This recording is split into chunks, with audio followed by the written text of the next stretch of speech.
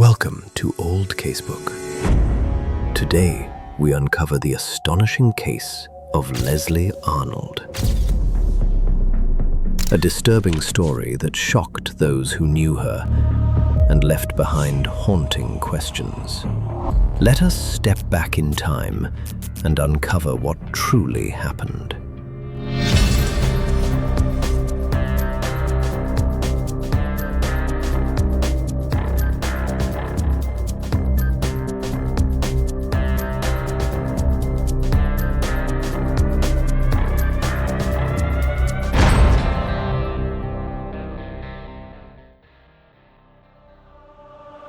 On August 6, 2010, 67-year-old businessman and father of two, John Vincent Damon, passed away in Tamborine Mountain, Queensland, Australia.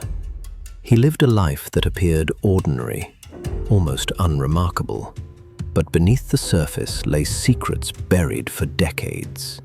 Secrets that remained hidden until his death brought them back into the light. What he carried to the grave would ultimately shock those who believed they knew him and reveal a truth far more sinister than anyone could have imagined. At the time of John's death, his son was just 19 years old and knew very little about his father's past, other than the belief that he had been an orphan. Driven by curiosity and a growing need for answers, the young man began searching for the truth about where his father had come from. In 2018, a trip to Chicago led to a disturbing discovery. John's birth certificate had been falsified. 4 years later, in 2022, his son submitted a DNA sample through Ancestry.com. What began as a personal search for family history unexpectedly connected him with the U.S. Marshals Service, opening the door to long-buried truths. Investigators later revealed that John Vincent Damon's true identity was William Leslie Arnold, though he went by Leslie in his personal life. He was born on August 28, 1942, in Omaha, Nebraska. His father, Bill Arnold, worked as a regional manager for Watkins Products, a door-to-door sales company, while his mother, Opal, stayed home to raise the family. Those who knew Leslie described him as intelligent and capable, though quick-tempered. He was active in the ROC, earned mostly B grades, and was often remembered as high-strung and easily frustrated. In September 1958, at just 16 years old, Leslie committed an act that stunned the small Omaha community. After an argument with his mother over using the family car for a date, Arnold fatally shot both of his parents. He then hid their bodies in the basement. That same evening, as if nothing had happened, he took his girlfriend to see the film The Undead, using the very car that had sparked the argument. Later, he returned home and began the grim task of burying his parents, digging a trench in the backyard to conceal the evidence. The following day, he took his younger brother, who had no idea what had occurred, to a neighbor's house, maintaining an unsettling sense of normalcy. For days, Leslie continued to live in the house and attend school, telling friends and neighbors that his parents had gone on an unexpected trip. This carefully maintained facade lasted nearly 2 weeks before authorities finally arrested him. Leslie confessed to the murders and led investigators to the shallow graves where his parents had been buried. The following year, the justice system delivered its verdict. Leslie Arnold was sentenced to 2 life terms and sent to the Nebraska State Penitentiary. Despite his young age, the severity of his crimes and the chilling calculation behind them overshadowed everything else. During his time in prison, Arnold gained a reputation as a model inmate. He excelled in both academic and vocational programs and some officials believed he might eventually qualify for early release. However, on July 14, 1967, Arnold's path took a dramatic turn. Alongside fellow inmate James Harding, he carried out a daring escape, cutting through the bars of the prison's music room and scaling a 12-foot fence topped with barbed wire. Following the escape, law enforcement launched a massive manhunt spanning 4 states. According to the Lincoln Journal-Star on July 15, 1967, the operation involved helicopters, fixed-wing aircraft, state troopers, sheriff's deputies, and local police officers working tirelessly to track the fugitives. James Harding was eventually captured the following year, but Leslie vanished without a trace. Harding later told authorities that the two had taken a bus from Omaha to Chicago before parting ways. Despite the scale of the manhunt, the escape itself had been executed with remarkable precision. 3 months later, the Omaha World-Herald quoted the prison warden, who described the escape as the cleanest breakout he had ever witnessed. The remark highlighted the level of skill and careful planning that allowed the 2 men to initially evade capture. Jeff Britton, chief of the Office of Law Enforcement Support in California, later explained that Leslie Arnold and James Harding had coordinated their escape with outside assistance. Using coded messages placed in classified advertisements in the Lincoln Journal-Star, the men communicated with an accomplice on the outside. Their plan was further aided by a parole officer who obtained masks, which the prisoners used to deceive guards during routine head counts. Britton drew a striking comparison to the infamous Alcatraz escape, famously portrayed in the Clint Eastwood film Escape from Alcatraz. Much like Frank Morris and the Anglin brothers, who crafted dummy heads to make it appear they were asleep in their cells while slipping away, Arnold and Harding relied on ingenuity and deception to manipulate the prison system and disappear without immediate detection. Despite extensive searches, authorities were unable to locate Arnold for years, and the case gradually went cold, leaving his whereabouts a lingering mystery. Shortly after escaping prison, William Leslie Arnold began what appeared to be a new life.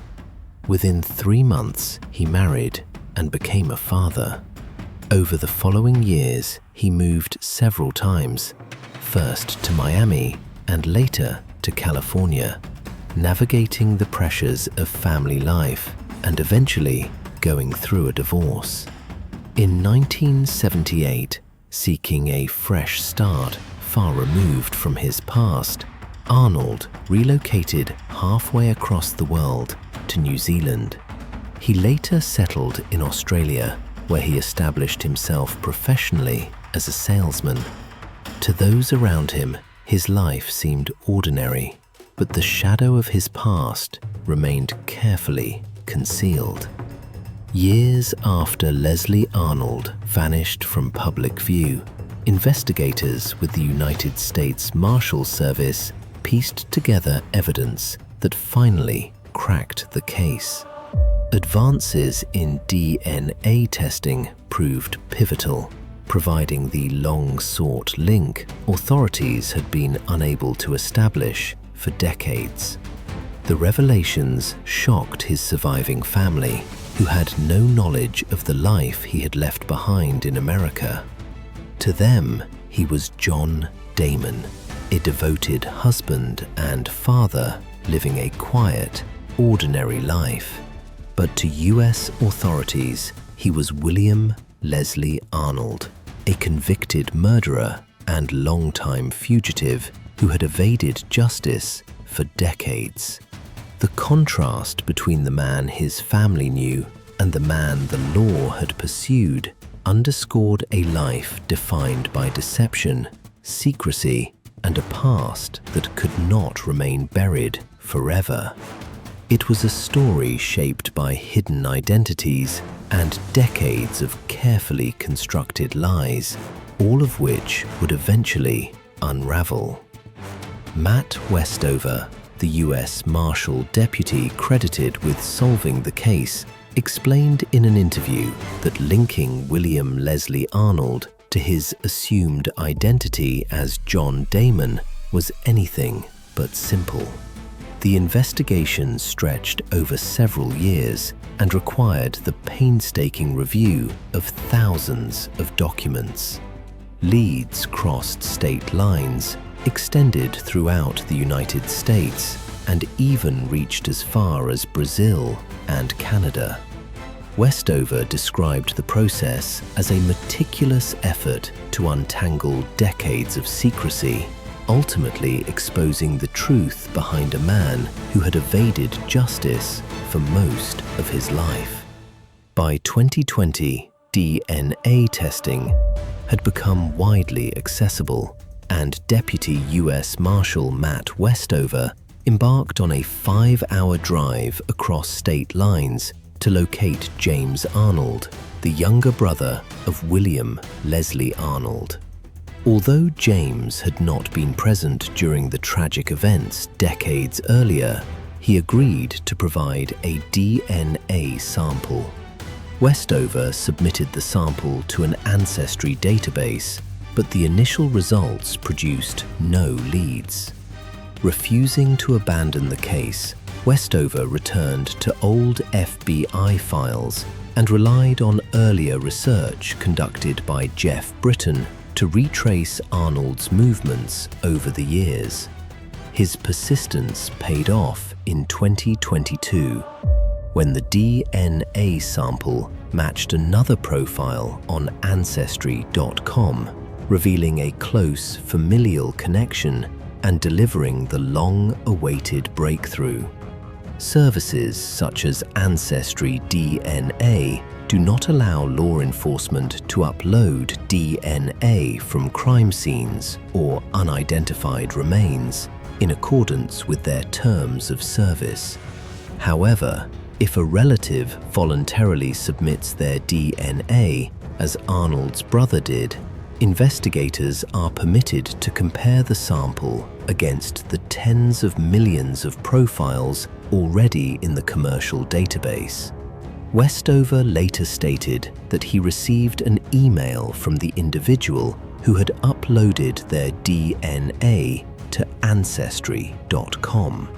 The message read, "Hey, I'm trying to find out more information about my father. He was an orphan from Chicago." Westover immediately forwarded the message to Jeff Britton, saying, "This is the guy. There is no way this isn't the guy." What followed was one of the most difficult moments of the investigation. Westover had to inform a man living in Australia that the father he had known as John Damon was, in fact, William Leslie Arnold, an escaped convict and convicted murderer. He delivered the news during a video call, explaining that Arnold had changed his name just months after fleeing prison in 1967.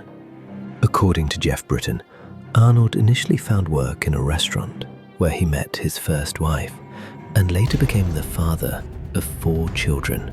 The family moved frequently, living in Cincinnati, Miami, and Los Angeles before the marriage ended in divorce in 1978. Records show that Arnold relocated to New Zealand in the 1990s and eventually settled in Australia later that decade. Britton emphasized that Arnold's second wife and his family were completely unaware of his former life, having no knowledge of the crimes he committed or the identity he left behind. Arnold's son, whose identity has been withheld, later released a statement to CNN. He said, "There's no warning label on the DNA test kit telling you that you might not like what you find, but I don't regret doing it. And I'm glad now I know the truth about my dad." Although it's shocking to know that his life began with a terrible crime, his legacy is so much more than that. I want him to be remembered for being a good father and provider to us, and for instilling in me a passion for music and a drive to always be the best person I can be. Matt Westover also shared his own reflections, stating, "I'm glad he's dead. As bad as that sounds, I'm glad, because I really wouldn't want to put their family through that. I think they had been through enough already, let alone if I was to take their dad from them." The story of William Leslie Arnold stands as a haunting reminder that some secrets refuse to stay buried. A man who lived for decades as a devoted father and husband abroad was ultimately revealed to be a convicted killer and fugitive. His family was left to confront a truth they never could have imagined, a tale of deception, hidden lives, and the relentless reach of justice, proving that no secret, no matter how carefully concealed, can escape the truth forever. The case of Leslie Arnold remains a mystery, a reminder that some truths are never fully revealed. Thank you for watching Old Casebook. Subscribe to the channel and press the bell icon for more real historical cases. Until next time.